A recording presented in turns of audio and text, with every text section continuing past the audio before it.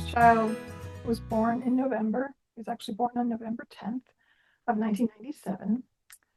And I had a 12-week maternity leave before I was going back to work. And I had this idea that I was going to get a whole bunch of things done. I was going to organize pictures. I was going to start the baby book. Um, I don't even remember what some of the other things were, but I thought I had all this time to do these things. Well, he's born. Nursing's challenging. It's just a whole new change in my routine. We travel for the holidays. I think we've told that. We went to St. Louis in Pennsylvania. And I felt like I was just getting connected with him and it was time to go back to work. And I realized how silly my ambitions were. I think I had a baby book that I put one picture in, and then I don't know what became of that.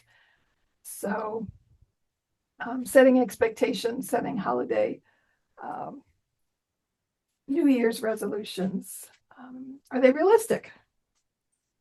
Oh, this is Don. And this is Gina with Focused Healthy Family. This is podcast number 206. We are talking about goals, decisions, and intentions. Well, and this being, this actually will land on the 1st of January or 2026. So first off, I want to wish everybody a happy New Year. I think want to put out that this is going to be a good year for us. I want to have that as my intention or my decision today. I like the word decision myself, but we're going to talk about the different things.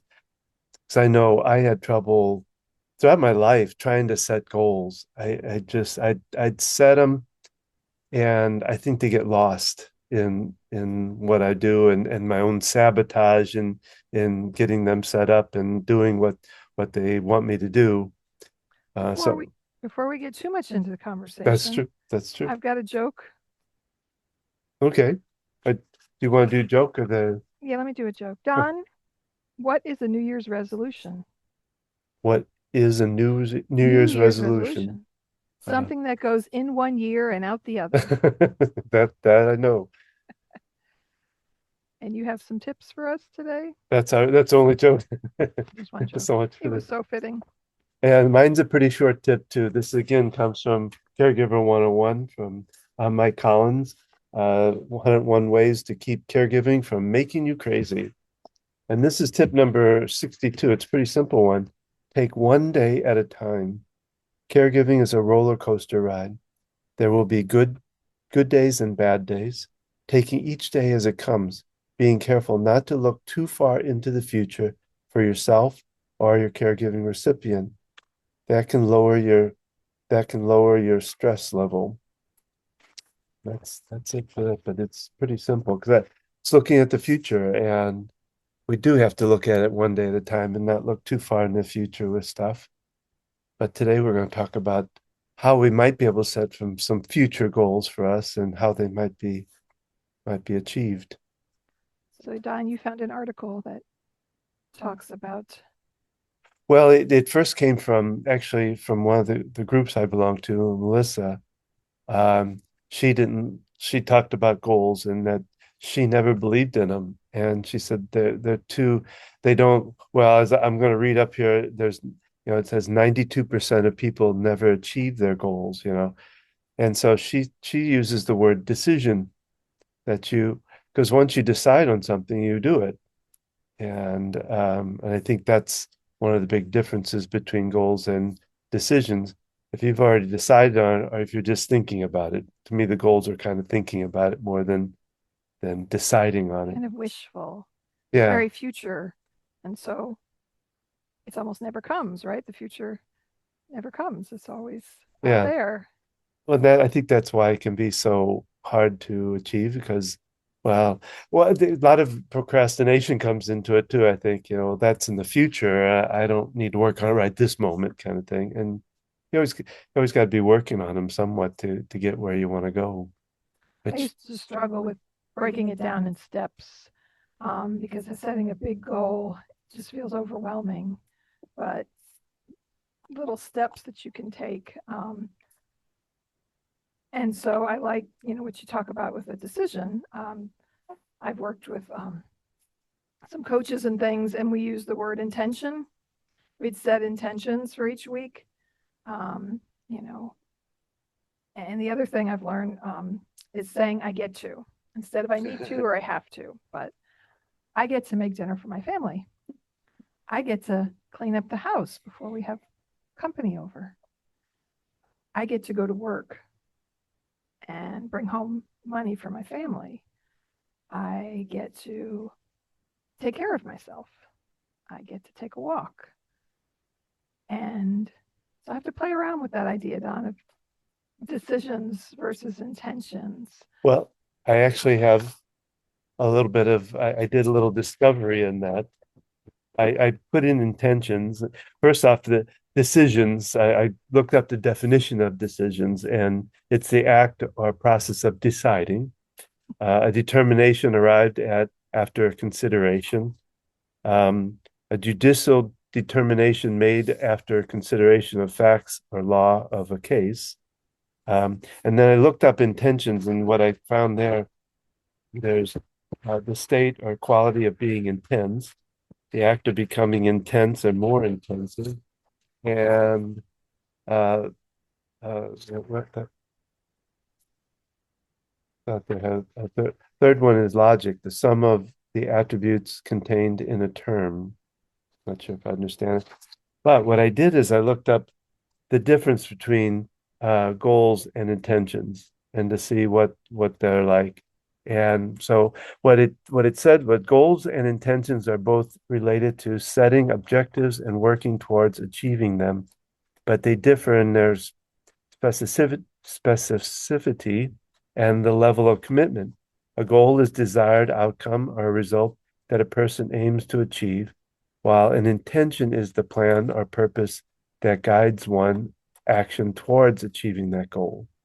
So it's like I said, I think you like you said, the wishing for kind of thing versus I think intentions are more uh putting more mind to it. I don't know if that's the right way to say it. Getting in the right mindset. Yeah. And I mean, that's kind of describing it that they kind of work hand in hand. Um, and yet, as you say it, it's working towards something versus your decision. I've decided that I'm going to go to the Y 3 times a week, or I've decided to me, then that sets me up for failure because when I don't do it, Oh, oh, that's true too. so if I intend to and I don't get to it, well, I intended to. Okay. Gives you a Um, little bit lighter sentence to a lighter sentence, yes. that. I'm being punished because I've failed to follow through with my decisions. Yeah, I could see where that could trip me up a little bit. Um, I just decided it does have some intentionality in the mind, I think, a little bit of if you've decided to do it. But like you say, you can't if you don't get it done, then you have that not punishment, but just a regret or whatever, yeah, you know. guilt or Yeah. So they like I said, I looked this up under Psychology Today. They talk about 92% of people's goals are never achieved. And these are some of the reasons they state for it. Um, Goals not linked to our values, so we're setting up something beyond our values, and I think that's something that I've always had really trouble getting to is my values. And I think I probably still need to work on that. I think um, unclear goals, where you put it, you know, you said it, I'm going to make so many miles in driving or something, but you don't actually put down what those miles are, that becomes a little unclear what they are. Bedtime stories, blame, excuses, and denial. I didn't look up what the bedtime story stands for, but um, lack of accountability. Nobody that having somebody to fall back on and kind of push you along gently, mm-hmm. not not to scold you, but to just say, "Hey, Right. I think you could do this." Encouraging and Yeah. Um, Failure, fear of failure, um, analysis of paralysis, that if I do this, I might get stuck where I am and I'm not going to get it done. So why do it at all, kind of thing, something like that. mm-hmm. Distraction.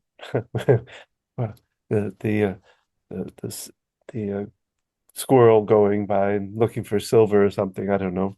That didn't make sense, but just, yeah, something else catching your attention, losing focus. yeah, failure to track progress. So that's another thing I always had trouble with is I wouldn't put meters to it. I wouldn't put spreadsheets or anything like that to it to really track what I'd done.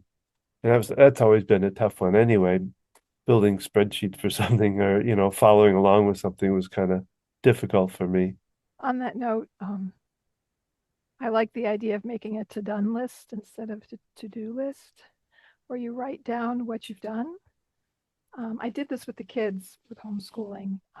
We took a very kind of organic approach of learning.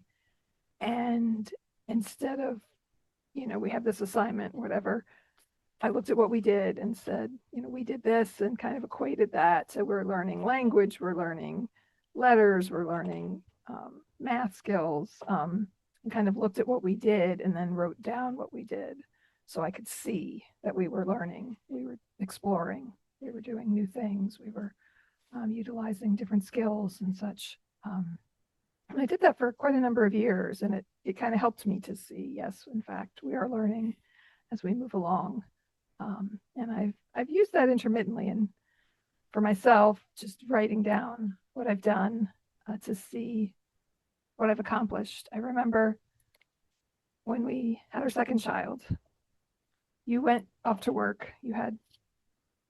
Yeah. You had a job that you were working at a distance, I think, Yeah, it was like about an part hour. time. Yeah. And I was home with the two kids, and I remember thinking, wow, I went back to work and you just had one baby to take care of. I have a 4-year-old and an infant. And I remember I made this list of the thing because I didn't feel productive. I was used to work. You have productivity. I had so many patients I had to see. I was used to checking off tasks that I had to do. I did the evaluation, the progress note, doing all these things. So I remember making this really pretty sign that had all the different things that I would do. And I hung it up on the refrigerator. And I remember you threw it out for some reason. And I was just distressed. Oh I was my. like, this was my sense of this is what I'm accomplishing. This is what it takes, being a mom at home. And I didn't for know some that. reason, I never recreated it. I just remember the stress I felt. It was like throwing away um, my importance. And Wow. it was simple things like making breakfast and washing dishes and changing diapers and Wow. um, I didn't realize that, and I apologize for way in the distance here apologizing, but I apologize for doing that. I well, didn't thank you. realize I'm that. sure I let you know at the time, but it's been a long I think you time. did. I'm pretty sure you did. I had a few screw ups like that I can remember, but um, yeah, and I could have created it again. I remember I had made it look real pretty or something. I don't know. I had measured out lines. I don't know. I just remember I liked how it looked. It looked very nice, and I I was do it really disappointed. And I guess I used that as an excuse just to give up on it or to stop not. or Well, whatever. it was a more of a affirmation of what I was doing than a list. It was, this is what I'm doing. This is what's important right now. And I think sometimes we have to, like you said, values. I've done many things over the years where you write down your values and you look at your time you're spending. Do you value family? Well, are you at work 80 hours a week? You know, Yeah. um, you say the kids matter, but you're always getting annoyed with them and telling them you've got other things to do.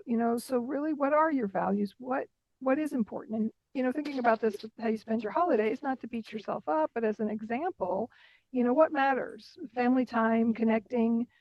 How much time did you spend connecting and paying attention, or were you busy prepping and cleaning and finding ways to streamline things, finding ways to get other people involved and helping?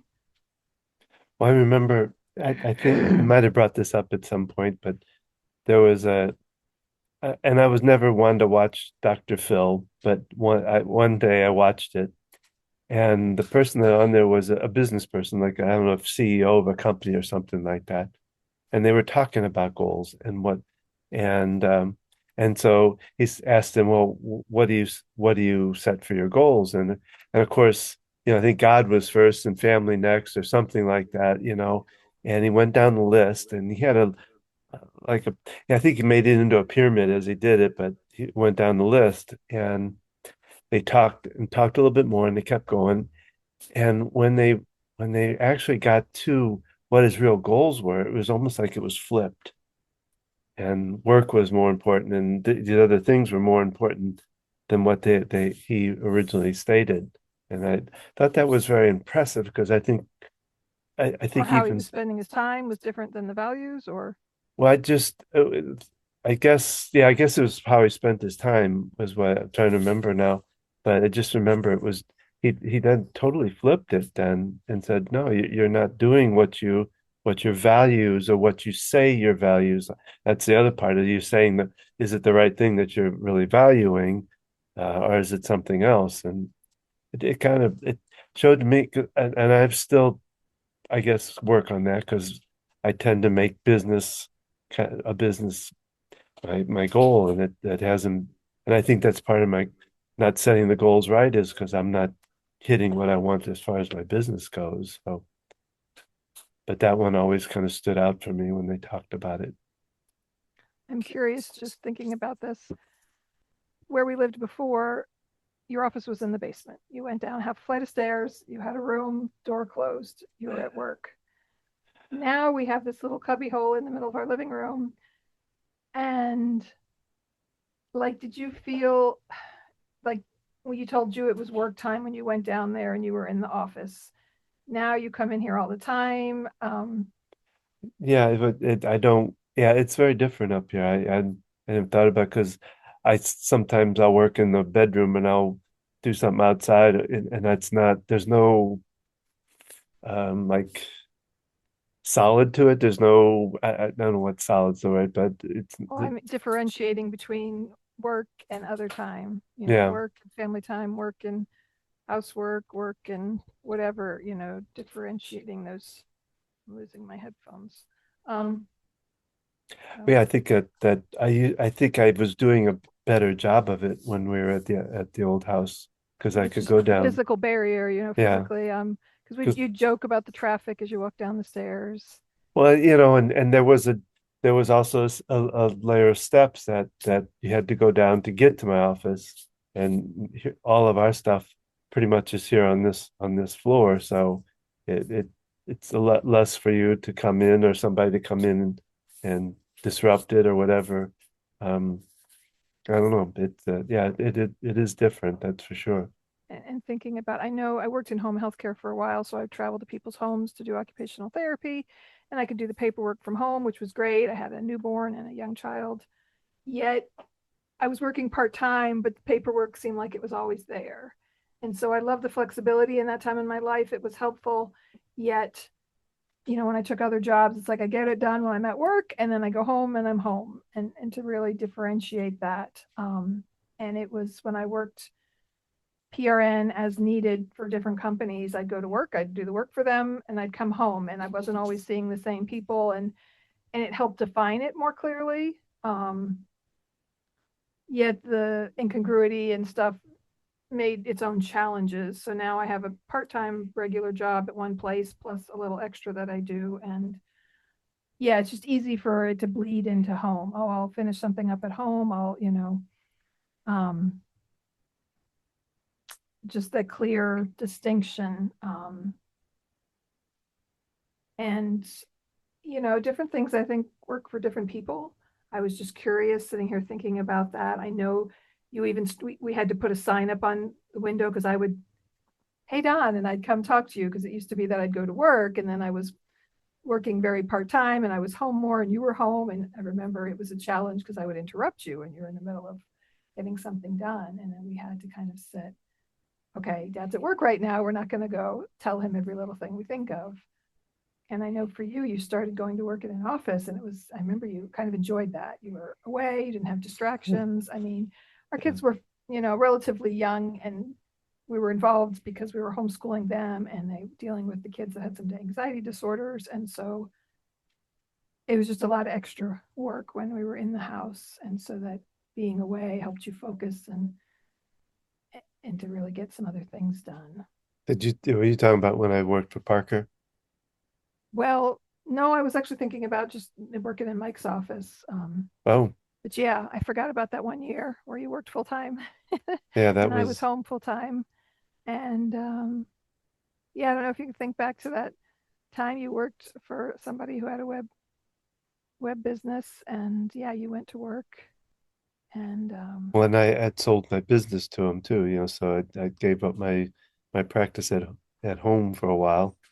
Um, yeah, that was, and that it was a learning experience. It was a good experience, but yeah, that it was very different working in somebody else's office versus even working in an office for myself, still myself. So because even when you were in sales, you did a lot from home when you weren't traveling. yeah, yeah. Because I remember when some of the mergers happened, you had to go into the office and Oh how yeah. Oh. frustrated you were with that.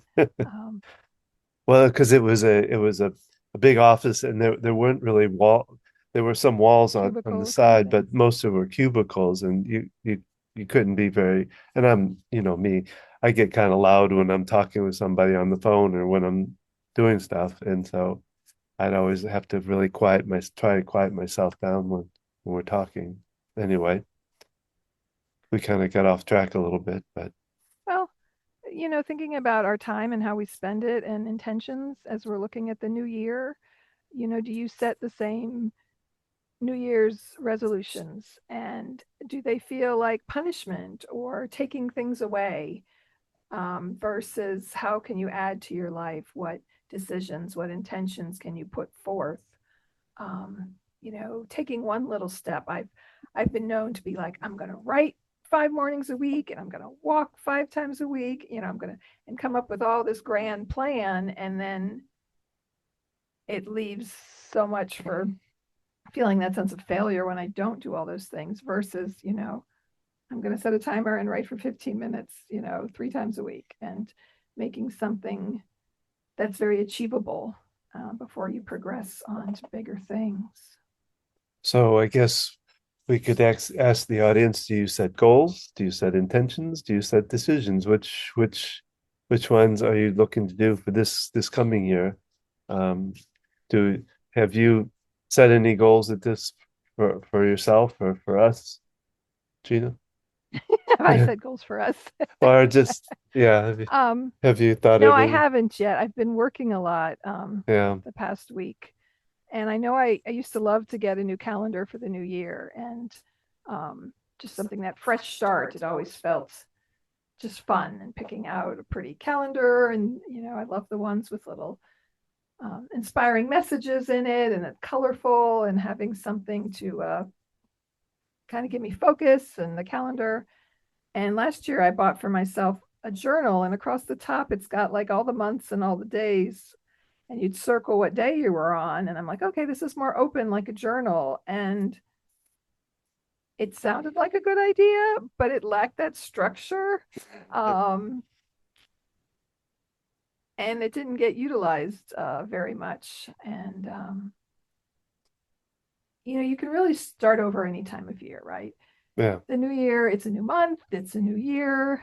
Sometimes it's a new decade. Um, and just that freshness of the beginning. Um, but also you can set yourself up for, failure and disappointment when you resolve to do all kinds of things and you really don't have that intention to do it. So there's something like, you resolve to do something, but in the back of your mind, you're fighting it. I know when I tell myself, I'm going to eat less sugar, sugar, sugar, then that's all I want. Versus I'm choosing to eat healthy. I'm choosing to, have some protein and some fruit, or, you know, making choices of what you want rather than setting goals of what you don't want. Because you get wrapped in that negative, and that, for me at least, it's, no chocolate this week. I want chocolate. Yeah, yeah, working against the mind sometimes. Because I mean, Um, you're an intention coach, right? Isn't that what you the mindset? mindset. Mindset, which to me, mindset, I mean, to me, that feels synonymous with intention. What is my mindset? What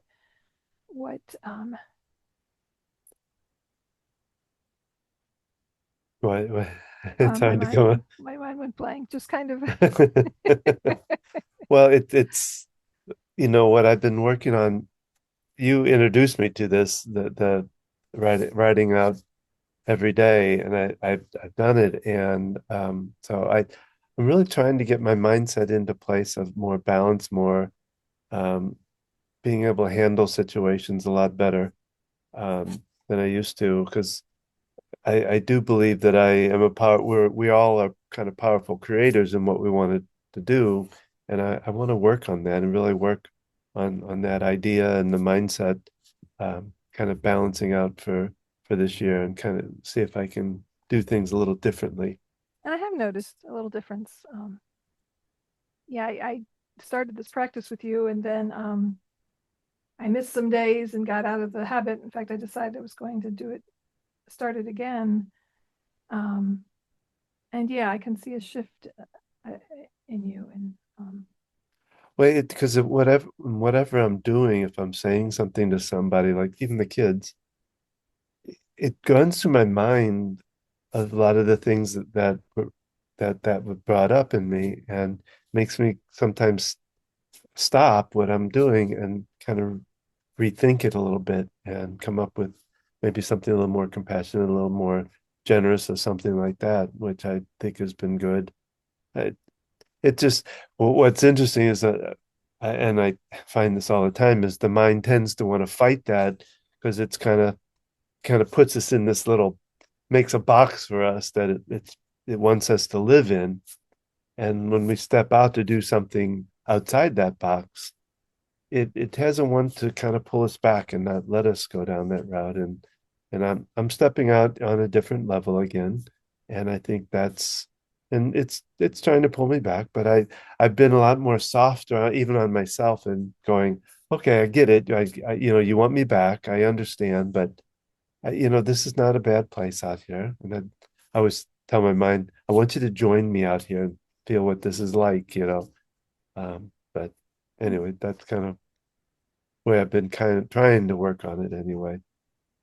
yeah, I can't even think of the book where that it came from, but it's basically releasing old ways of thinking about things and setting new intentions. And you copy this paragraph and you write it every day, and then you rotate through some other statements. And for me, I liked that it was so concrete. All I had to do, Right. right? And then you did meditate, and you're supposed to think about it. And for me, I just kind of repeated some of it, The the sentence sentence over and over and over in over in my my head head to to kind kind of of focus, focus, and and I'd I'd set a set a timer timer just to see either either how how much much time time I I was was doing doing it it or or trying trying to to aim aim for for a a certain certain amount amount of of minutes. minutes. And And just just that, that um, it was very concrete what I had to do, and what I was writing. Um, and I missed some days, and I don't know why I didn't get back into it. Okay. Well, I just thinking about that right now. I because I was really enjoying it. Um, some self sabotage Yeah. going Yeah. on there. I deal with depression, and it kind of causes that paralyzing kind of feeling stuck, not Mm. able to move forward. It affects my energy level after I work. I just want to veg out, so to speak, and do nothing. Um, and I've pushed myself in some ways. I've gotten my crochet bag out. I have quite a collection of bags at the chair I sit at in the living room with several different projects I'm in the middle of, but I at least feel a little more productive using my hands to create things. Uh, And your kids gave you for one of your Christmas gifts was like a book of different I don't know, like solving things and stuff. yeah, it was. Yeah, Harrison gave me. It's a puzzle. It's like a murder mystery puzzle, and you have to.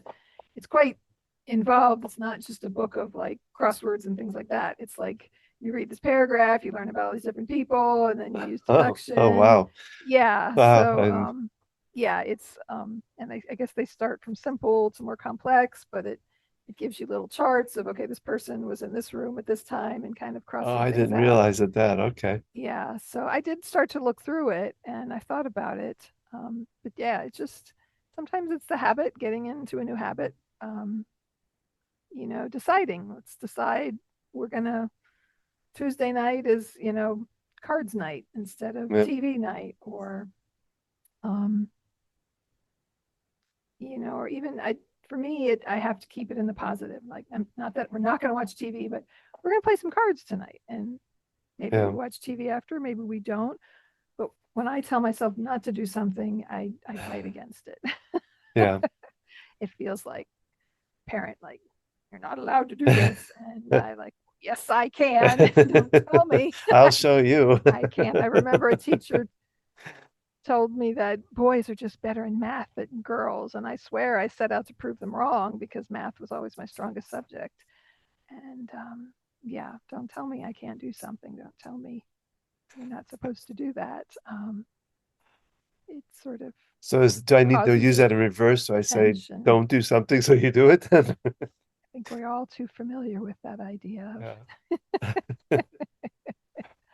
So for this 2026, think about, what do you want to decide on this year? What is it that you want to get done? Don't overbook yourself with it. Don't overwhelm yourself with it. But think about what you want to do, and then you can work towards it in a compassionate way.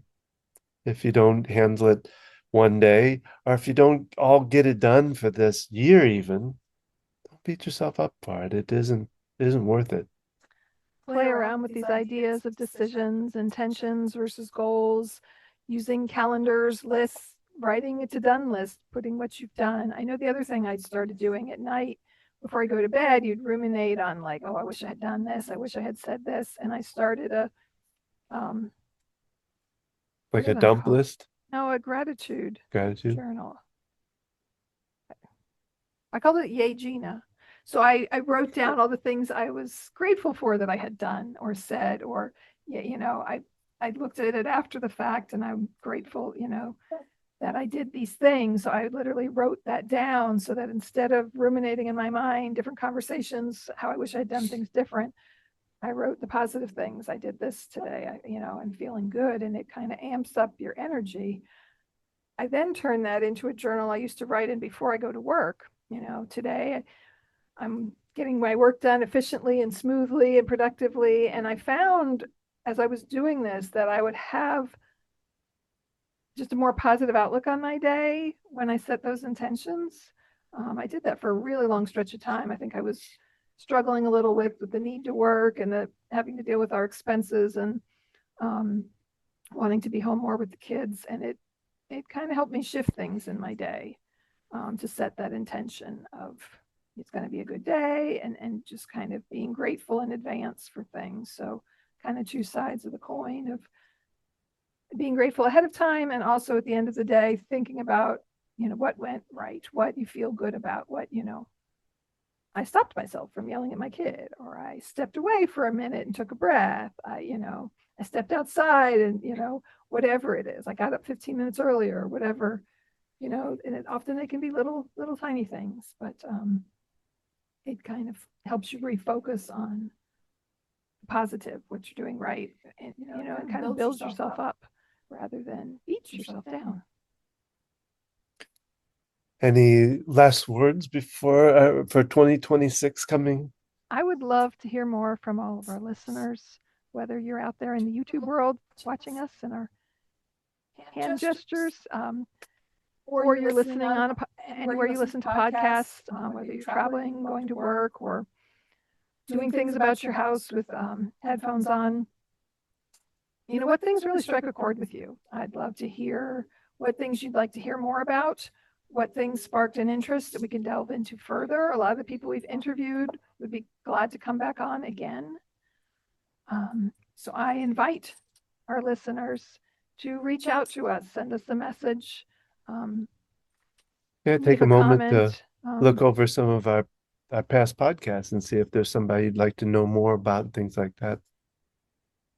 And you can send us messages through our website. I'll let Don tell you more. So this is our podcast for today, and we hope you really enjoyed it. We'd love to hear from you, like Gina's saying. We'd love to hear more comments so we can turn it into our next podcast and answer those questions for you. Make sure to leave us comments wherever you're doing this from, whatever platform you're getting it. And make sure to subscribe to us. I would love to have more people subscribing to us. You can find out more about us at our website, focusedhealthyfamily.com, where we can talk about what Gina and I do together.